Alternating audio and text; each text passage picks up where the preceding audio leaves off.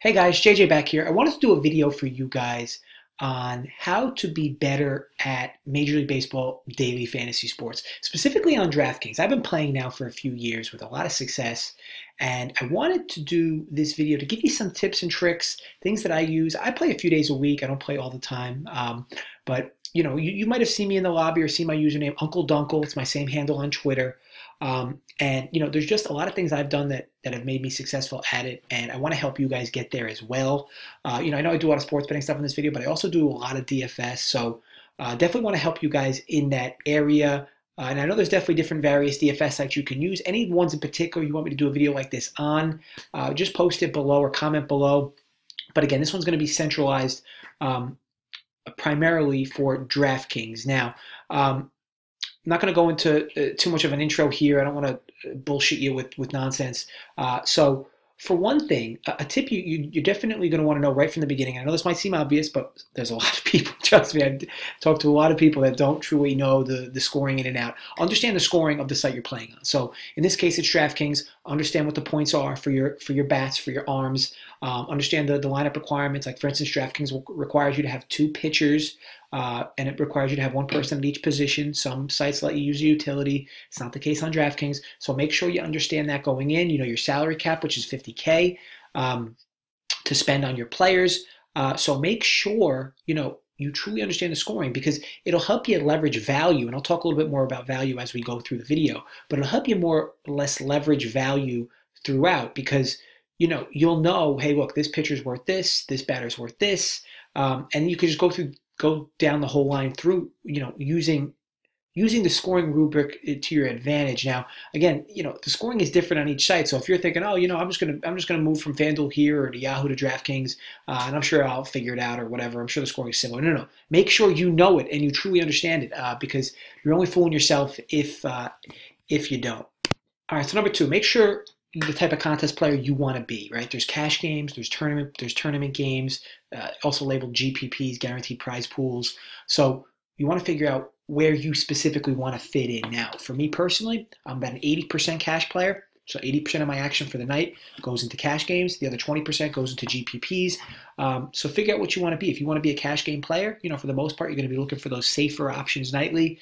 You're going to basically be paying up for top pitchers most nights, trying to find your leadoff guys for cheap, along with some power bats to fill up your lineup. Now, if you were to do tournaments, your whole strategy has to be different, because for tournaments, especially in baseball, you got to be different than everybody else. You don't want to be doing what everybody else is doing and following, the leader. You want to be differentiating yourself. You want to play the cheap gas cans. You want to play, the hitters that are hitting 5th and 6th and 7th in the order, because most people aren't.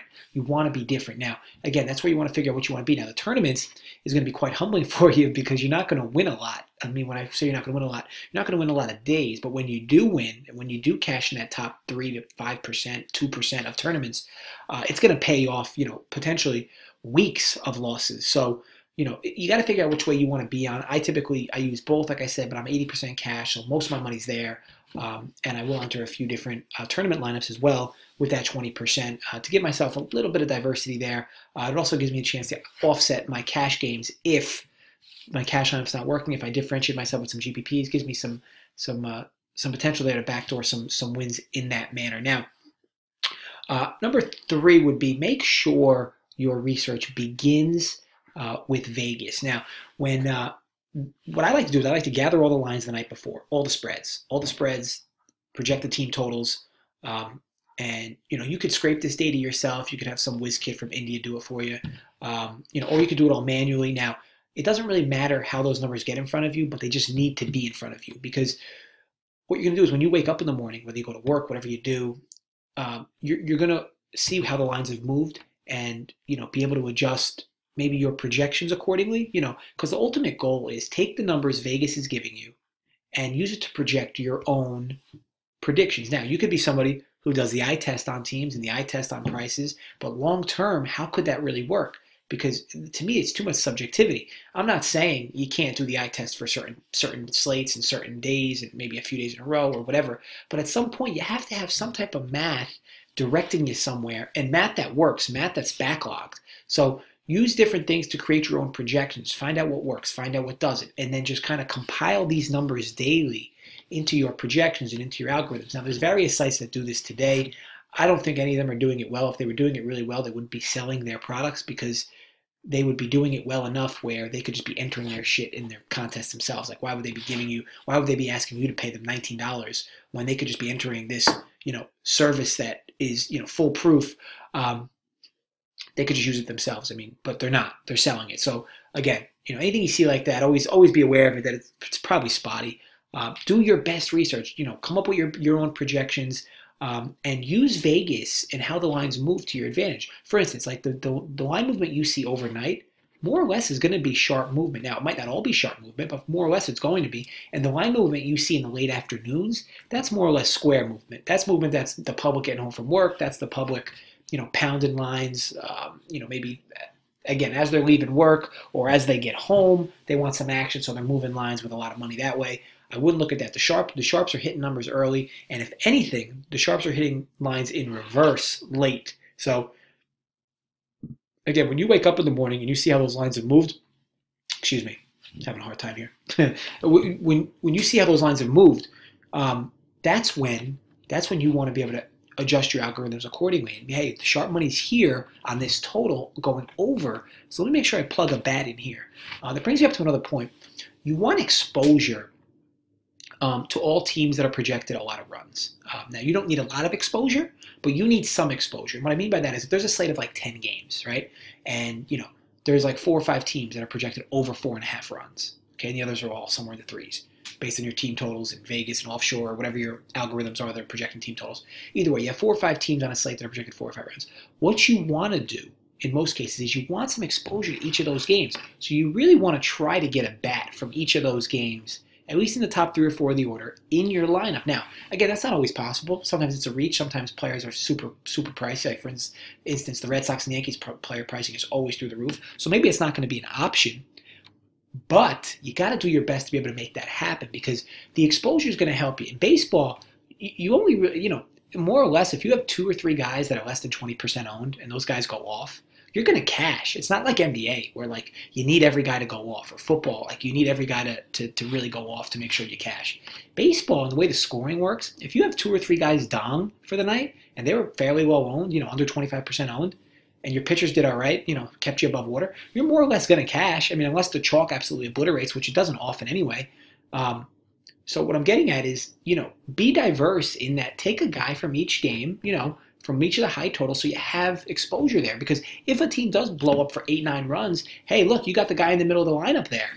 You're going to get points from it. Now, granted, if people stack that game, you're probably going to lose anyway, but you more or less would have lost that night anyway. Because, I mean, unless you truly wanted to stack the team that went off, or maybe the team that you wanted to stack was chalky anyway and you didn't want to do it. Either way, I know I'm creating a bunch of different scenarios here. The story more or less is give yourself exposure to each of those teams that are projected, all the top runs. 1 bat here, 1 bat here, maybe 2 bats here. That's another popular thing, is stacking bats back to back for teams that are projected high totals. Gives you that double whammy chance to score runs. I like to use that, and I'm sure a lot of people do as well. Or, I mean, a lot of you watching may have already done it as well. 3-4, a 4-5, a 2-3, a 1-2. Also, keep in mind, road teams are also very favorable, especially when road teams are favored. You want to have bats from those teams in the top of your order, because number one, you're guaranteed 9 at bats. Okay, when you take a home team that's a big favorite, you're more than likely not going to get that 9th at bat, and it hurts. Look, and in baseball, in a game where you really only get 4 at bats a game, that extra half inning that gets you that extra at bat or 2 from a few of your guys, it matters. You're going to find in most nights that you don't cash by 3 or 4 points, which more or less is 1 at bat.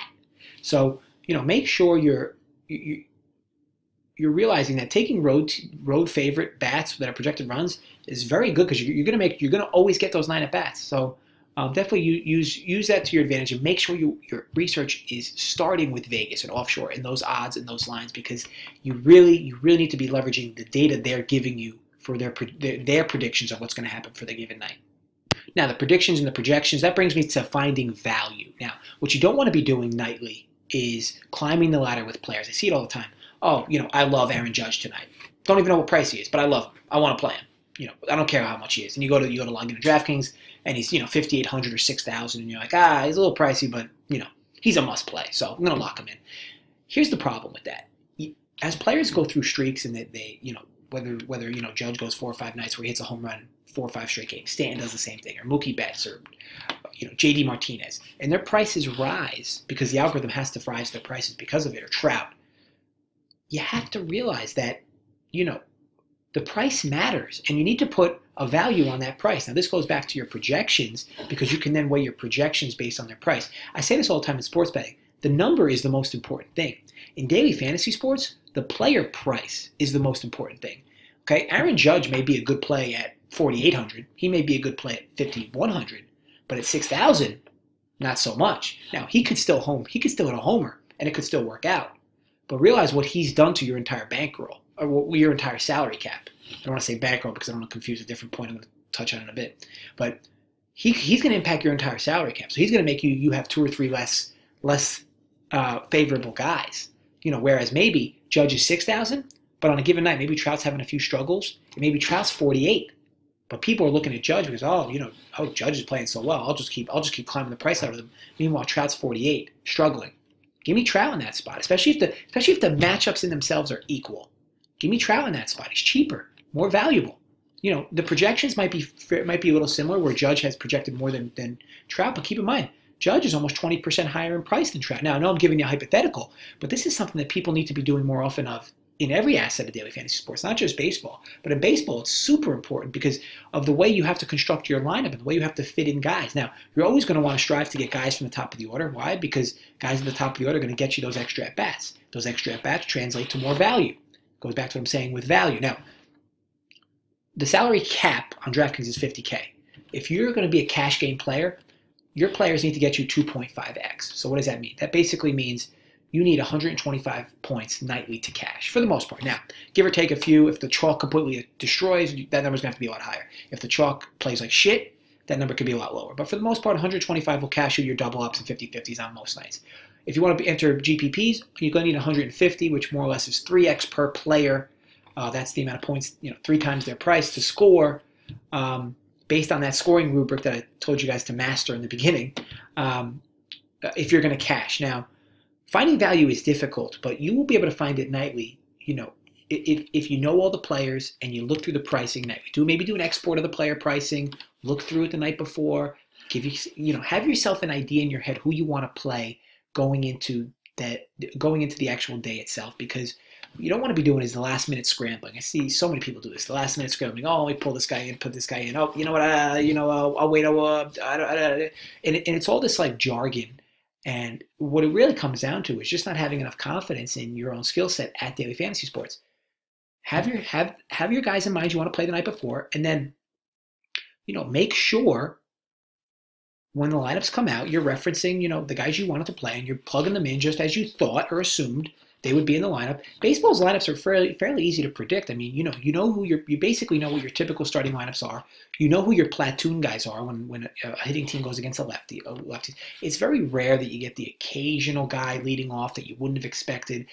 Typically on Sunday mornings, the Sunday early afternoon games, you'll typically get some of those random leadoff guys. But for the most part, these lineups stay the same unless some guy's going ice cold at the dish, or some guy at the bottom of the lineup's red hot and they lead him off.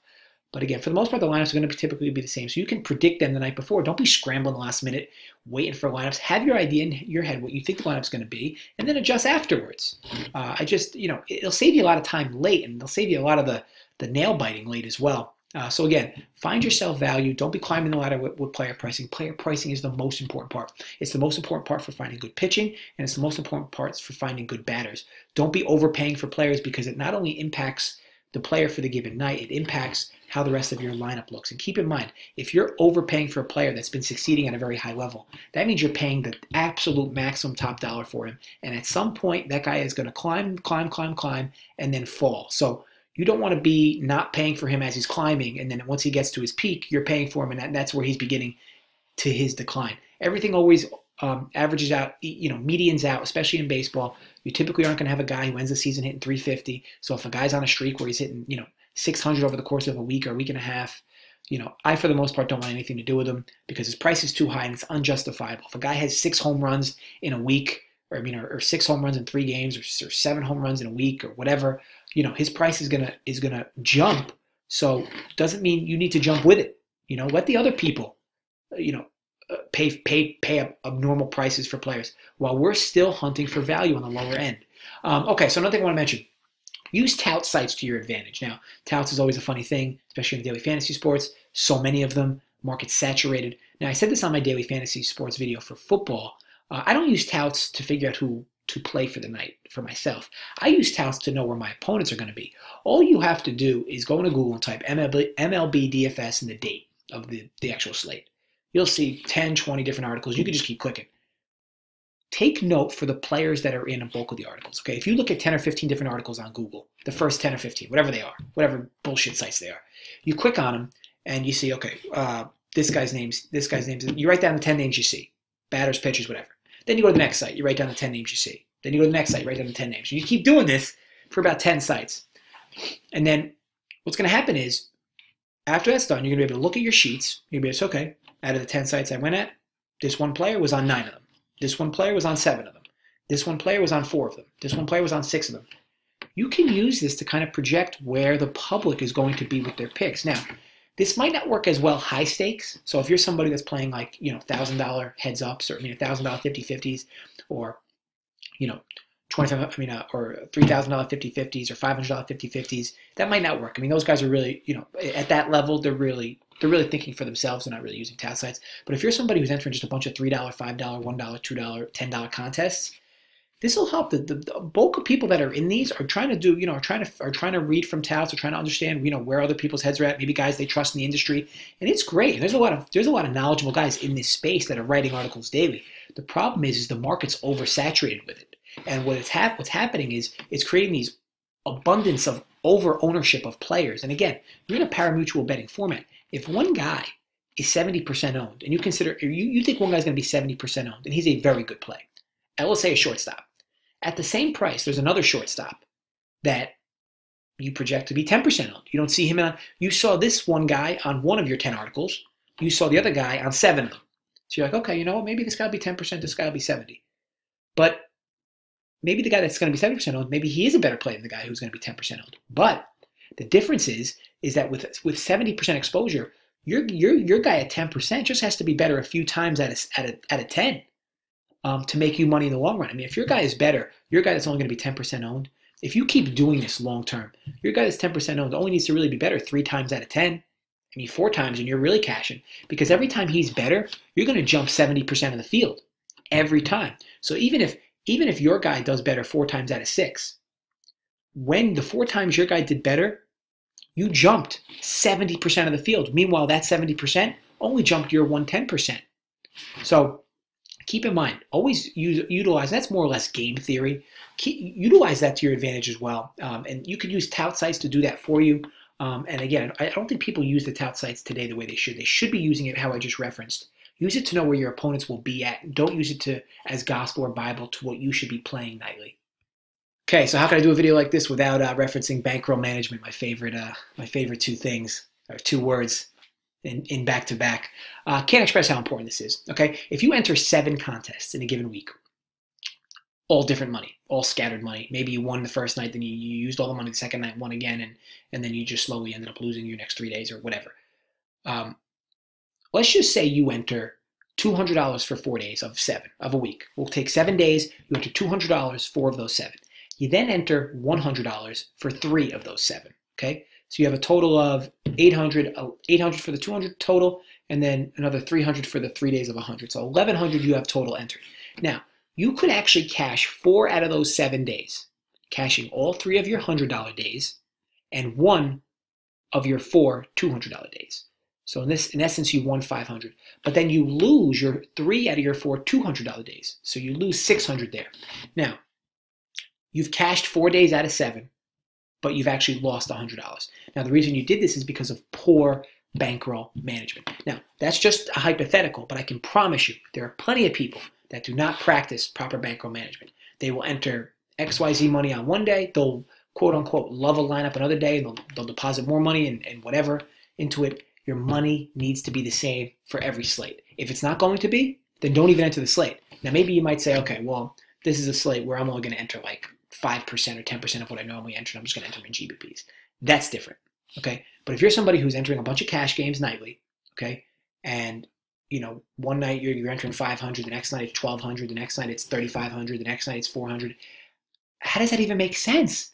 I mean, if you're somebody who's looking for long-term profitability, and you're good, and you truly are good at what you're doing, why would you let that risk? Why would you add that risk of variance into your entire, programming? I mean, it's pretty simple. If you're winning this, 55% or 60%, we'll say you're winning 60% of the time, just keep betting the same. Let's say it's $1,000 a day. Keep betting 800 in your 50-50s, 200 in your GPPs, and just always do that. If it's a slate where you're like, hey, you know what, I'm not really feeling it, don't even play it. Don't even play it. I mean, take the day off. Rub one out. Go to an Asian whorehouse. Whatever. I mean, do something to differentiate your time, because it doesn't make sense to be just entering different amounts of money all over the place. I mean, it's crazy. So many people do it, and I don't really hear enough about it in the industry talking about how not to do it. And ultimately, you'll be so much better off once you start really truly practicing bankroll management. It's one thing to say it. It's another thing to actually do it. It's like dieting. I could tell you I lost 50 pounds. You could look at me and be like, well, you don't look like you lost 50 pounds. You could tell me, or I could tell you, yeah, I'm practicing bankroll management. Of course, I'm doing exactly what I need to be doing, and whatever. But you're not, and most people aren't. So make sure you're practicing that and doing it the right way. Now, last but not least, and this is especially true for baseball, do not be afraid to take nights off. I already referenced this briefly a few seconds ago with bankroll management. Spend more time with your family and friends. Watch a movie. As I mentioned, rub one out in the shower. It really doesn't matter. Just realize that, over the course of a season, it's a long season, and baseball is filled with variance, an abundance of it, as I mentioned. You'll find yourselves at times losing 5 days in a row, 6 days in a row, 7 days in a row. And you're like, what the fuck? What happened? I was doing so well. Baseball in itself is just built with so much different variance, from night to night. You'll have times where you win 8 nights in a row and then follow that up with losing 12 nights in a row. Okay? It's just what happens. It's par for the course over the course of a season, as long as you're using proper strategies and projections and models, and using your own, obviously, good opinions and good sports opinions on projections. You'll be okay long term, as long as your bankroll management is proper. But realize that you're going to have a bunch of losing streaks, especially if you're a tournament player. If you're a tournament player, Jesus, you're probably losing a bunch of days in a row before you're actually cracking a big one. But again, in a sport where the best hitters get out 7 times out of 10, don't be foolish to think that you're going to be able to predict this sport properly, consistently.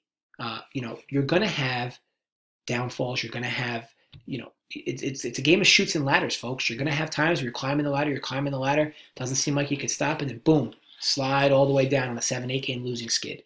Okay, just like the sport itself, it's going to happen. Swallow that pill. When you lose 5 or 6 days in a row, take a week off. Spend some more time with the family. Spend some time with friends. Go see a movie. Do something creative. Productive outside of it. Get your head out of it. Your head will be much more focused when you're back. Even if you win 5 or 6 days in a row, take the money out. Celebrate. Pop some bottles. Go to the Porsche dealership. Whatever you want to do. But don't be committed to this. Don't be addicted to it. It's fun. But man, it can be addicting. Stay in your lane and be humble through the wins, and make sure you're really doing the right thing by people around you. Because again, this stuff can be really addicting and really take you away from what really matters in life. So make sure you're staying in your lane, more or less, having fun with it, but keeping it at that, having fun, making some money. Look, if you do this for a living, great. Continue to bang it out and do the research and spend countless hours doing it. But if you're somebody that's doing this as a hobby, don't let it control you. Enjoy it. It's fun. Make some money. But that's where the line should be drawn. So I hope you guys found this helpful. I could do videos for you being a lot more descriptive than this. This was a little vague, but I wanted to give you some different scenarios and tips and tidbits on how to be better and what things to look for with playing DFS on DraftKings. I hope you enjoyed it. Again, thank you for watching. If you enjoyed it, make sure you give it a thumbs up. I know this video went a little long, but I figured it would. I figured I'd go on a tangent a few times talking about different things and certain scenarios and situations. But the goal is to make you all better at it, So I hope you found it informative. I hope if you play daily fantasy sports, a lot of this stuff can be relatable to you and you understand what I'm saying. If you don't play daily fantasy sports and you still watch the video, thank you. Obviously I love that you guys are loyal. Any comments you want to make on the video or daily fantasy sports in general, or what sites to play at, or maybe me doing a video like a screen share for a given day or a slate. Maybe I'll do a screen share for like another night in baseball the night before, so you can look through what my thoughts are for the slate. Whatever you guys want, just comment below and I'll help you out there. But other than that, again, I want to thank you guys for watching. Please subscribe if you are not, and I promise you I will be back soon.